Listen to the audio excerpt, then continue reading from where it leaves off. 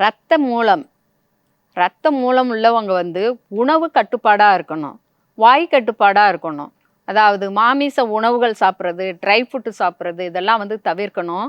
தொடர்ந்து ரத்தப்போக்கு போகிறத நிப்பாட்டுறதுக்கான மருந்து தயாரிக்கும் முறையை பற்றி இப்போ பார்க்கலாம்.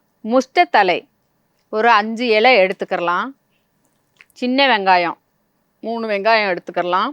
இதையும் கூட நறுக்கி சேர்த்துக்கிறணும். 20 கிராம் அளவுக்கு ஒரு கேரட்டு, பெருசாக இருந்தாலும் சிறுசாக இருந்தாலும் 20 கிராம் அளவுக்கு கூட சேர்த்துக்கிட்டா போதுமானது. ஒரு 50 கிராம் எல்லாமே சேர்ந்த கலவையை, மூலிகை மட்டும் ஒரு 5 இலை, இதை வந்து அரைச்சிங்கனாக்கா அது கல்லுலேயே ஒட்டிக்கிறோம், அது பிசு பிசுன்னு இருக்கும்.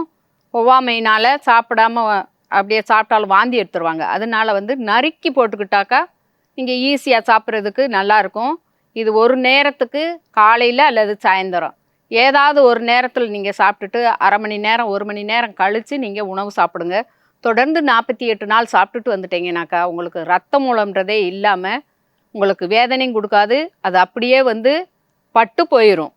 அதுக்கப்புறம் ரத்த மூலம் உங்களுக்கு சரியாக வராமல் இருக்கணும்னாக்கா, உணவு கட்டுப்பாடு இருந்ததுனாக்கா உங்களுக்கு ரத்த மூலத்தை பற்றி நீங்கள் கவலைப்பட வேண்டியதே இல்லை.